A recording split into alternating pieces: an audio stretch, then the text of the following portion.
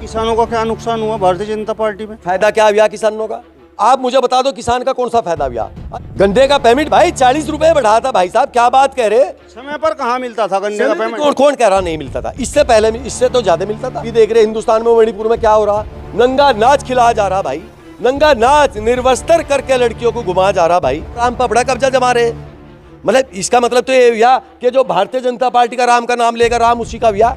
मुझे बता दो कि कितने मुसलमान तमंचे तानों खड़े भाई, बताओ आप। तो मैं ये कह रहा, जब आप इसको धर्म के नाम पर बांट दोगे, जाति के नाम पर बांट दोगे, उन्माद के नाम पर बांट दोगे, मंदिर मस्जिद के नाम पर बांट दोगे, हिंदू मुस्लिम के नाम पर बांट दोगे, तो आप कौन से राष्ट्र की बात करो?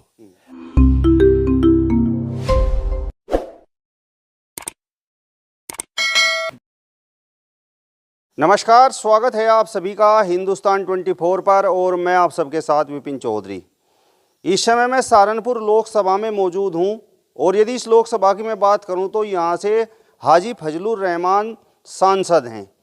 अब सवाल सबसे बड़ा यहां पर यह उठता है कि क्या 2024 के लोकसभा चुनाव में भारतीय जनता पार्टी का कैंडिडेट इस लोकसभा से चुनाव जीतने में कामयाब होगा या फिर भारतीय जनता पार्टी का विपक्ष यहाँ पर चुनाव जीतने में कामयाब होगा?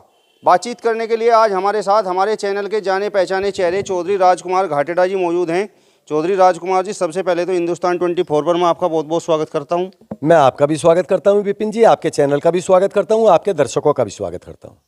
मेरा सवाल आपसे सबसे पहला यही है कि आपकी लोकसभा में क्या आपको नज़र आ रहा है? क्या एक बार फिर से भारतीय जनता पार्टी के विरोध में कोई प्रत्याशी यहाँ से लोकसभा का चुनाव जीतने में कामयाब होगा या भारतीय जनता पार्टी का ही प्रत्याशी अब की बार यहाँ से चुनाव जीतेगा? यहाँ से तो इस पार्लियामेंट से पहले भी भारतीय जनता पार्टी के खिलाफ कैंडिडेट जीता, सपा बसपा के गठबंधन थे, हाजी फजलुर रहमान जी चुनाव जीते थे। जहाँ तक भारतीय जनता पार्टी का सवाल है, भारतीय जनता पार्टी को किस मुद्दे पे जिताना चाह रहे भाई? मैं आपसे एक बात आप ही से पूछ रहा, आपने क्वेश्चन तो मुझे किया लेकिन मैं आपसे पूछ रहा, किस मुद्दे पर भारतीय जनता पार्टी को जीत जाना चाहिए? किस मुद्दे पर भारतीय जनता पार्टी को वोट दे देना चाहिए? बता दो, आप मुझे एक मुद्दा बता दो। क्या किसान का कोई भला हो रहा है भारतीय जनता पार्टी की गवर्नमेंट में? क्या नौजवान का कोई भला हो रहा है भारतीय जनता पार्टी की गवर्नमेंट में? क्या महिलाओं का कहीं सम्मान बच रहा है भारतीय जनता पार्टी की सरकार में? या रोजगार के कोई नए आयाम भारतीय जनता पार्टी ने दे दिए हो, भारतीय जनता पार्टी की सरकार ने दे दिए हो? किस बेस पर भारतीय जनता पार्टी को वोट दे दिया जाए? मैं यही पूछ रहा और लोगों से भी मैं एक क्वेश्चन कर रहा कि भारतीय जनता पार्टी ने तो हर मुद्दे पर जितना झूठ बोल करके लोगों का वोट ले लिया, वो भी उन्होंने फालतू वोट मिल गया, इतना मिलना भी नहीं चाहिए था। किसानों का क्या नुकसान हुआ भारतीय जनता पार्टी में? फायदा क्या हुआ किसानों का? आप मुझे बता दो, किसान का कौन सा फायदा हुआ? अरे 5 रुपए क्विंटल आप गन्ने पे दे रहे, जो यहाँ की पश्चिम उत्तर प्रदेश की मेन फसल है, और आप उसका जो उर्वरक है उस पर आप 2 गुना बढ़ा रहे। उधर जितनी उसकी दवाइयां हैं खरपतवार की, उन पर आप 100 गुना बढ़ा रहे। तो किसान का फायदा कहां हो रहा? एमएसपी पे कोई दाम दे दिया हो, एमएसपी कोई गठित कर दी हो, मुझे ये बता दो। अच्छा, तीसरी बात मैं आपको और कह रहा इसके साथ साथ, किसान का बिजली का बिल कितना है? पहले कितना होता था और सरकारों में? बिजली आती कहाँ थी पहले? क्यों नहीं आती थी भाई? कौन कह रहा है? यहाँ तो 24 घंटे बिजली रही। जब मायावती का शासन था 24 घंटे बिजली रही। कहाँ गन्ने का पेमेंट था? गन्ने का पेमेंट भाई 40 रुपए बढ़ा था भाई साहब, क्या बात कह रहे? समय पर कहाँ मिलता था गन्ने का पेमेंट? कौन कह रहा नहीं मिलता था? इससे पहले इससे तो ज्यादा मिलता था। अगर समय तक कुछ लेट होता था तो भारतीय जनता पार्टी की गवर्नमेंट से तो फिर भी पहला पेमेंट हो जाता था। जहां तक समाजवादी पार्टी की गवर्नमेंट आई, समाजवादी पार्टी ने भी 39 रुपए एक मुश्त बढ़ाने का काम किया था गन्ने पे भाई। और एक बार तो 89-90 की गवर्नमेंट में मुलायम सिंह यादव ने हरियाणा में सबसे ज्यादा गन्ने का भाव मिलता था, उससे भी 1 रुपया ज्यादा उत्तर प्रदेश के किसान को दिलवाने का काम किया था। तो किस बेस पे भारतीय जनता पार्टी को वोट दे दिया जाए? अच्छा, जहां तक रोजगार की बात है, रोजगार समाप्त कर दिए, विभाग के विभाग समाप्त कर दिए भाई, डिपार्टमेंट के डिपार्टमेंट समाप्त कर दिए। तो मैं ये कह रहा, कौन सी ऐसी प्रोग्रेस है जिस पे भारतीय जनता पार्टी को वोट दिया जाएगा? लड़कियों के मान सम्मान में, सुरक्षा में कहाँ कमी आ रही है? लड़कियों का मान सम्मान आप अभी देख रहे हिंदुस्तान में, मणिपुर में क्या हो रहा? नंगा नाच खिलाया जा रहा भाई, नंगा नाच निर्वस्त्र करके लड़कियों को घुमाया जा रहा भाई। जिनके परिवार पर वो आफत बीती, उनके जरा उनके मन को देख लो आप पूछ करके, कौन सा भाई कौन सा काम वहां हो रहा है? कानून नाम की कोई चीज नहीं भाई। वो काम तो अंग्रेजी गवर्नमेंट में भी नहीं हुआ होगा भाई साहब, मुगलों के राज में भी नहीं हुआ होगा जो अब हो रहा। आप किसी से भी बात कर लो, टीवी चैनल, आप मीडिया, इसके सोशल मीडिया के माध्यम से देख लो, जो नंगा नाच मणिपुर में हो रहा, उसकी जिम्मेदारी किसकी भाई? वहां किसकी गवर्नमेंट है भाई? सेंटर में किसकी गवर्नमेंट है भाई? और मेरे मजे की बात सुन लो, वहां इतनी बड़ी घटना होते हुए हमारे प्रधानमंत्री जी ने 2 शब्द नहीं कहे, वहां पे 2 शब्द नहीं कहे। अगर किसी, वो तो मेरी पार्टी का भी आदमी नहीं है, संजय सिंह आपका, अगर उसने उस सदन में उस बात को उठाने का काम किया, उसको वहां से बाहर निकाल दिया गया, सदन से बाहर निकाल दिया गया। भाई अपनी बात अगर कोई सदन में नहीं कहेगा, पार्लियामेंट का मेंबर या राज्यसभा का मेंबर, तो कहेगा कहां? किसी के चौपाल पर आके कहेगा? वही तो एक स्थान है कहने का, उच्च स्थान तो वही है, वहीं से किसी को न्याय मिल सकता है, वहीं बात सुनी जा सकती है, वहीं कोई मुद्दा उठाया जा सकता है। फिर तो लोकतंत्र नाम की कोई चीज नहीं बची। जब आप कोई कहेगा, आपका ध्यान आकर्षित करेगा उधर, इतनी बड़ी घटना मणिपुर में हुई, अगर उसने उधर आपका ध्यान डाइवर्ट करने का काम कर दिया, तो कौन सा गुनाह कर दिया संजय सिंह ने? भाई वो धरने पे बैठा, तो इस बेस पे भारतीय जनता पार्टी को वोट दे दिया जा? मैं तो मानता नहीं थी कि चाहे लोग दे दो, पर मैं तो उनका अधिकार कहीं से कहीं तक नहीं मानता कि भारतीय जनता पार्टी का अधिकार किसी के वोट पे बैठता है। इन चीजों को देखते हुए तो ये सब कमियां जो आज आप गिना रहे हो, ये पूर्व की सरकारों में नहीं थी क्या? किसी एक का मुझे मुद्दा बता दो आप। और अगर हो भी गई होगी कोई छुटपुट घटना, तो उस पर कम से कम उनके होम मिनिस्टर ने बयान दिया होगा, उनके विदेश मंत्री ने बयान दिया होगा, उनके चीफ मिनिस्टर ने बयान दिया होगा, उसमें जांच बिठाई होगी, प्रधानमंत्री भी बोले होंगे। यहां तो कोई बोलने वाला ही नहीं। एक बात बताओ आप मुझे, मानवता पे आ जाओ बाबू विपिन जी, नैतिकता पे आ जाओ। जो क्या महिलाएं तो सभी के घर में है, बहन बेटियां सभी के घर में है, जो उत्पीड़न वहां हुआ, जो नंगा नाच वहां हुआ, अगर उसके एवज में आपके देश का राजा 2 शब्द कह देता, क्या घट रहा था भाई? क्या गुनाह हो रहा था भाई?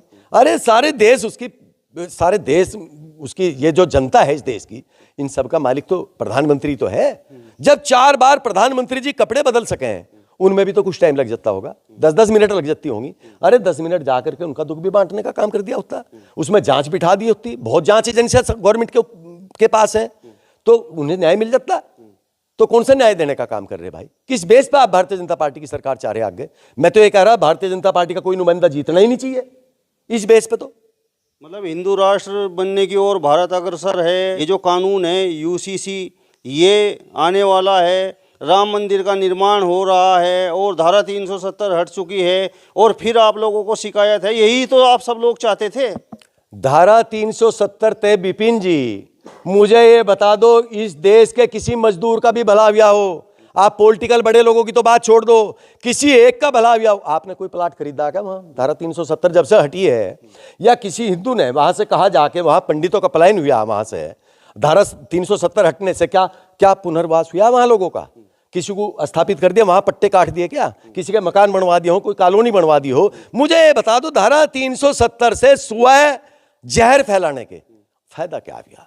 बता दो, एक फायदा गिनवा दो आप मुझे, या किसी से कहलवा दो, या कोई विद्वान व्यक्ति मुझे आकर के बता दो कि भाई ये फायदा धारा 370 के हटने से हुआ है। जहां तक राम मंदिर की बात है, देखिए राम मंदिर सबका है। राम मंदिर कोई एक की चीज नहीं है, आप राम को नहीं खरीद सकते। राम आप सारे संसार को देने वाले हैं, आप राम पर बड़ा कब्जा जमा रहे। मतलब इसका मतलब तो ये हुआ कि जो भारतीय जनता पार्टी का राम का नाम लेगा, राम उसी का हुआ, और किसी का राम है ही नहीं। जहां तक हिंदू राष्ट्र की बात है, हिंदू राष्ट्र ना तो आप बना सकते, ना आप में ताकत है, और ना कभी भी आप भविष्य में भी नहीं सोच सकते। और जहां तक हिंदू राष्ट्र की बात है और मुसलमान की बात आप कह रहे, इसीलिए तो कह रहे कि मुसलमान के विरोध में हिंदू राष्ट्र का गठन हो जा। जब ये देश आजाद नहीं हुआ था, आजादी की लड़ाई चल रही थी, तब आप मुसलमानों का योगदान देख लो जरा। 3 राष्ट्रपति मुसलमान धर्म से बने भाई। अभी ये डॉक्टर एपीजे अब्दुल कलाम बने थे, वो भी तो इसी राष्ट्र में रहते थे भाई। इस देश की जो सैनिक शक्तियां थी, मिसाइल शक्तियां थी, वो किसने मजबूत की भाई? वो तो अनमैरिड व्यक्ति था, शादी भी नहीं कराई भाई, अपना जीवन न्योछावर कर गया इस देश के लिए। आप किस बेस पे हिंदू राष्ट्र बनाओगे? इस देश पे ऐसे हिंदू राष्ट्र बनेगा जैसे मणिपुर में हो रहा है। वो हिंदू की महिला नहीं क्या, हिंदू की बेटियां नहीं क्या, ऐसे बनाओगे हिंदू राष्ट्र? ऐसे हिंदू राष्ट्र बनेगा जैसा वो आकाश गुज्जर का मर्डर हुआ, ऐसे हिंदू राष्ट्र बनेगा? ये क्या है भाई? मुझे बता दो कि कितने मुसलमान तमंचे तानों खड़े भाई, बताओ आप। तो मैं ये कह रहा, अगर कहीं से कहीं तक मानवता पर अगर आप जाओगे, तो यही हिंदू राष्ट्र है। आप सबको साथ लो, सबका विकास करो, सबके बच्चों को नौकरी दो, सबके एक आप कह रहे थे कि सबका साथ सबका विकास, एक नारा आया था, उस नारे के साथ में वहां भी चंद लोगों का। जब आप इसको धर्म के नाम पर बांट दोगे, जाति के नाम पर बांट दोगे, उन्माद के नाम पर बांट दोगे, मंदिर मस्जिद के नाम पर बांट दोगे, हिंदू मुस्लिम के नाम पर बांट दोगे, तो आप कौन से राष्ट्र की बात करो?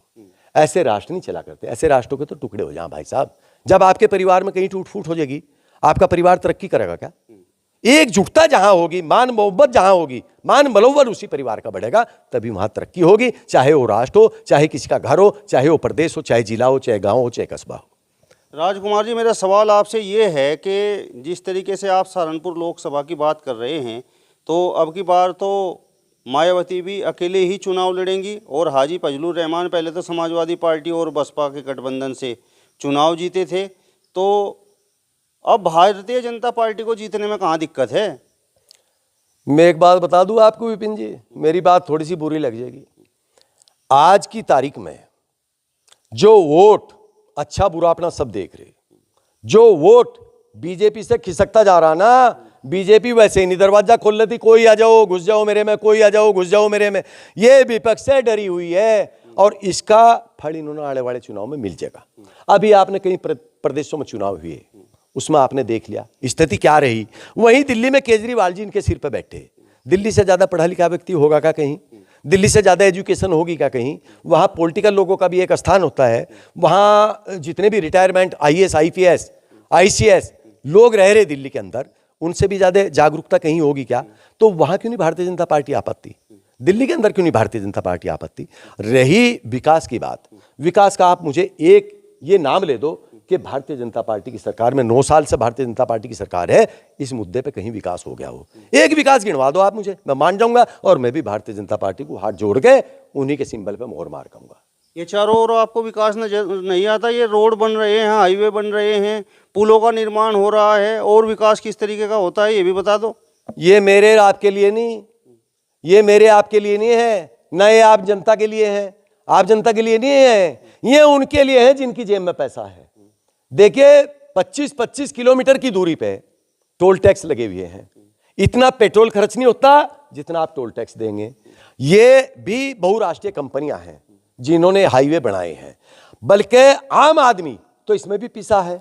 आम आदमी की जमीन ने गई भाई, किसान की जमीन ने गई, किसान बेघर होने गुजारा, और इसका फायदा जितना भी है सबका सब बड़े उद्योगपतियों को है, छोटे को इसका कोई लाभ नहीं है। जहां तक आप हाईवे की बात मैं आपसे करने जा रहा, हाईवे तो समाजवादी पार्टी की गवर्नमेंट में है। लखनऊ आगरा हाईवे किसने बनाया था? समाजवादी पार्टी गवर्नमेंट में बना था, और 23 महीने में बनकर तैयार हो गया था। और उस पर आप जेट विमान उतरवा लो, उसने तो गुणगान गाया नहीं कि मैंने भी हाईवे बनाए हैं। ये तो नेता लोग ही हमने कहते हुए सुन रहे कि भाई अब की बार सत्ता परिवर्तन होगा, प्रधानमंत्री नरेंद्र मोदी जी नहीं बनेंगे। हम जब भी गरीब लोगों से मिलते हैं, जनता से मिलते हैं, तो वो तो सब भारतीय जनता पार्टी की बात करते हैं, नरेंद्र मोदी की बात करते हैं।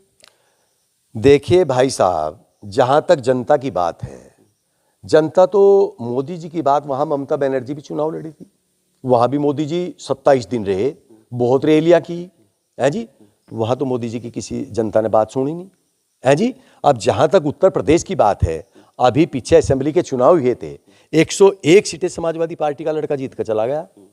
समाजवादी पार्टी का मतलब उसमें तो बड़े बड़े धुरंधर, बड़े बड़े सिर के लोग बैठे हैं, और समाजवादी पार्टी से 101 सीटें लेकर चला गया। और 89 सीटें आप आकलन कर लो, 89 सीटें ऑन रिकॉर्ड हैं, जो 19 ऑटो से लेकर 2600 ऑटो तक हारी। आप 89 सीटें जरा कन्वर्ट कर लो 101 सीटों में, कौन सी प्रोग्रेस कम रही समाजवादी पार्टी की है? अकेला बख्ता था, अकेला अपनी पार्टी का नेता था, तो वो तो बराबर की स्थिति लिए बैठा। और अब पार्लियामेंट आ ही रही है, इसमें आपको पता लग जाएगा कितना वोट बीजेपी को जा रहा, कितना वोट कहाँ जा रहा, किसकी सीटें कितनी आ रही, ये सारा का सारा तुल जाएगा मामला।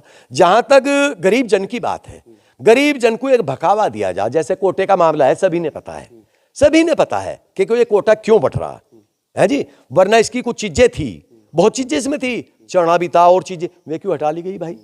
तो ये जब चुनाव आता है, जब ही इन चीजों को बुनावे कुछ लोग इनके बकाए में आ जा हैं। मैं ये नहीं कहता आते हैं कुछ बकाए में आ जा हैं, लेकिन मैं ये कह रहा कि देश की प्रोग्रेस, देश की तरक्की इन मामलों से नहीं होती कि आप देश को उन्माद की तरफ धकेल लो, देश को झगड़े फिसाद की तरफ धकेल लो, देश को आप धर्म पे तोल लो, देश को आप मंदिर मस्जिद पे तोल लो, देश को आप कब्रिस्तान और शमशान पे तोल लो। ये नहीं होना चाहिए। मेरा सवाल आपसे ये है कि राघव लखनपाल शर्मा में क्या कमी है? भारतीय जनता पार्टी की तरफ से वो चुनाव मैदान में अगर उतरे तो चुनाव क्यों नहीं जीत सकते? मैं एक बात बता दूं आपको, आप राघव लखनपाल शर्मा की बात कह रहे हैं, मैं यूं कह रहा कि आप आदरणीय नरेंद्र मोदी जी को ले आओ और अगर बसपा का और सपा का समझौता होगा ना, आप जितवा के दिखा दियो कोई सी भी पार्लियामेंट, कोई सी भी पार्लियामेंट में। तो छोटा सा कार्यकर्ता, किसी बुद्धिजीवी से आप पूछ लियो, किसी विद्वान व्यक्ति से आप पूछ लियो, आप दोनों का गठबंधन करा दो, सपा बसपा का पहले भी हुआ था एक बार, और आप जितवा के दिखा दियो। क्यों 2019 में नहीं हुआ था ये गठबंधन? 2019 में 10 सीटें मिल गई थी बहुजन समाज पार्टी को मिल गई थी 10, 5 मिल गई थी अखिलेश को, और वो गठबंधन जिस तरीके से होना चाहिए था उस तरीके से हुआ नहीं था। उसमें कहीं न कहीं फर्क था, चाहे वो दिलों में फर्क रहा हो, चाहे मन में फर्क रहा हो, चाहे वो पॉलिटिशियन तरीके से फर्क रहा हो, वो 7 तरीके का गठबंधन था नहीं। मायावती जी ने तो स्पष्ट कर दिया है कि अकेले चुनाव लड़ेंगे वे तो। देखिए, राजनीति का कुछ पता नहीं। जो लोग समाजवादी पार्टी से मिनिस्टर थे, एमएलए थे, वो भाजपा में चले गए।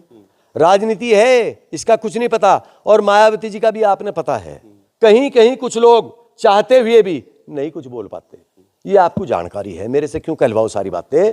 तो ये तो आने वाला जब चुनाव घोषित हो जाएंगे, चुनाव आचार संहिता लग जाएगी, तब आपको पता लगेगा कौन कहां जा रहा और कौन कहां जा रहा। ऐसा नहीं है, इस देश के जितने पॉलिटिशियन दल है ना, सब त्रस्त हैं भाई साहब, सबकी हालत खराब है। कहीं ईडी है, कहीं सीबीआई है, कहीं पीडी है, कहीं कुछ और है, डब्लू पब्लू, पता नहीं क्या क्या बताएं लोग बाग।